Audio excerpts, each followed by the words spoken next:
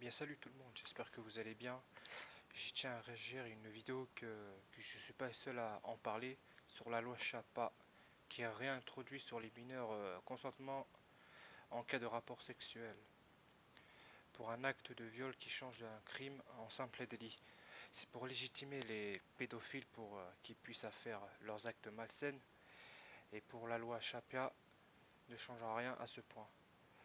Elle prévoit en effet de définir comme un viol tout acte sexuel exercé avec, selon les termes choisis, violence surprise ou menace, contrainte. Je vais vous faire écouter un ex-militaire légionnaire dans son témoignage quand il était au Rwanda.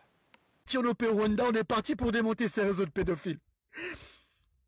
Alors d'aujourd'hui, le plus grave du grave, c'est qu'on s'aperçoit que ces mêmes politiciens, ces gens qui font partie du gouvernement pour lequel vous votez, pour lequel moi j'ai jamais voté, jamais. Alors d'aujourd'hui, qu'est-ce qui se passe? C'est eux qui créent ces réseaux pédophiles. C'est eux.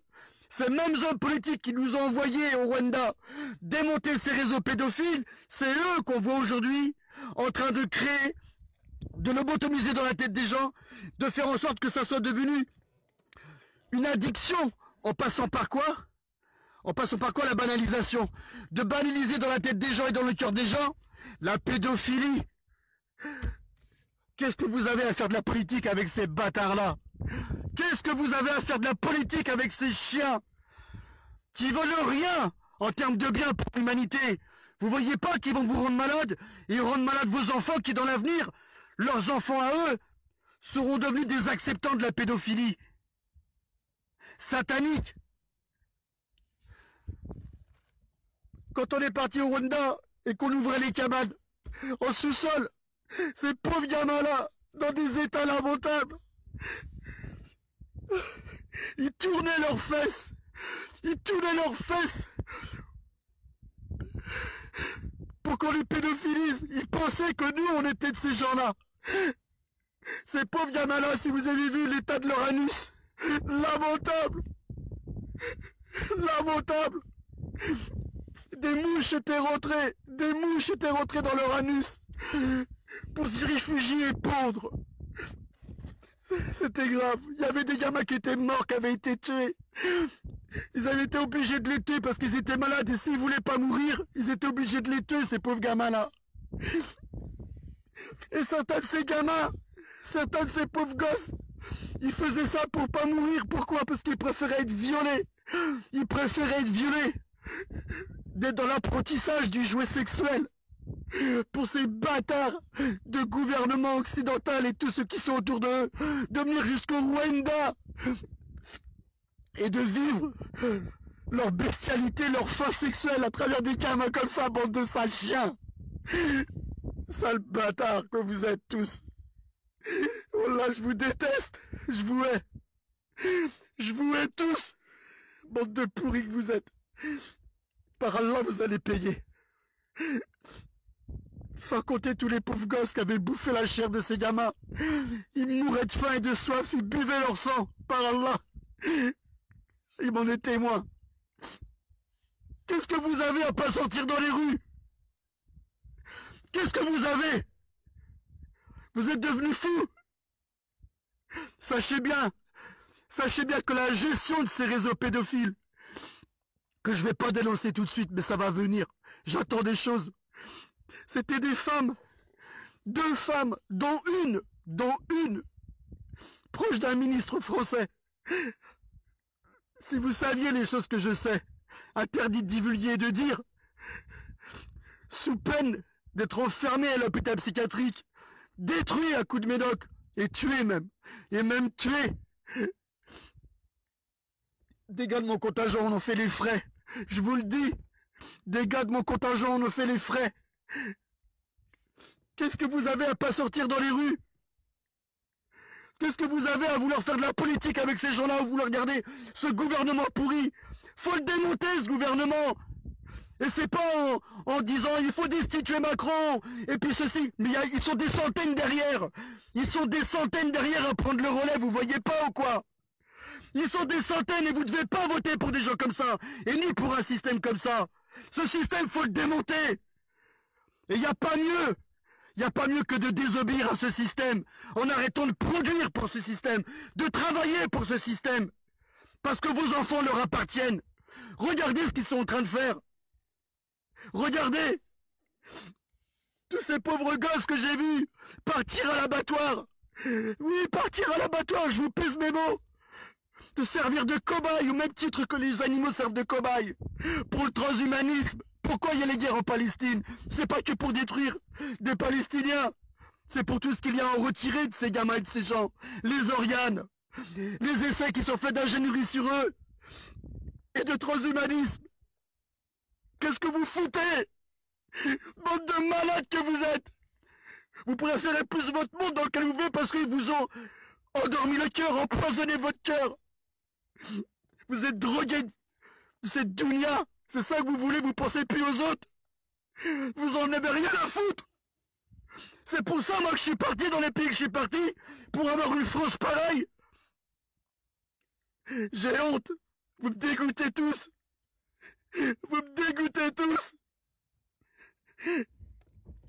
C'est pour voir des gens comme vous que je suis parti. Sachez que l'économie française serait pas celle qu'elle est si moi et des gars de mon contingent, je vous le dis, des gars de mon contingent n'étaient pas partis, la France serait pas celle qu'elle est, je vous le dis.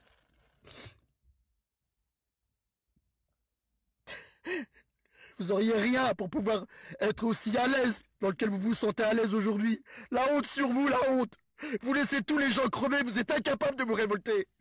Vous savez juste taper derrière un téléphone, c'est tout ce que vous faites. C'est tout. Faire des commentaires, c'est tout. Et donner votre vie pour ceux qui sont en train de mourir, les pauvres gamins. Vous les oubliez, ceux-là. Mais vous oubliez les vôtres avec, bande d'égoïstes. Vous oubliez vos propres gosses quand vous délaissez les autres.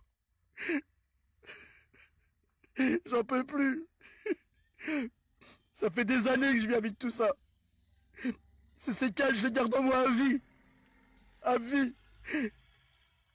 Je vais plus en ville, je vois trop d'enfants.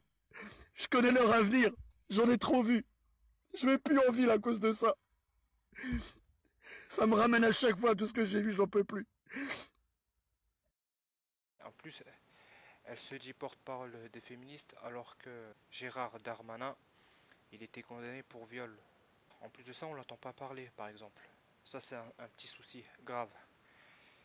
Et aussi, elle a passé une loi pour apprendre la sexualité à des enfants de 5 ans. Le pénis s'est mis à grandir et rapetisser, et puis quelque chose de gluant en est sorti. Qu'est-ce que ça veut dire, ça? Je crois que c'est du pipi. Alors, tu penses que c'est du pipi. Qu'est-ce que vous en pensez, les autres?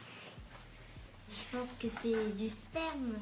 Et est-ce que quelqu'un sait comment ça s'appelle quand, justement, ce truc gluant, qui s'appelle le sperme, comme on l'a dit, comment ça s'appelle quand il sort du pénis?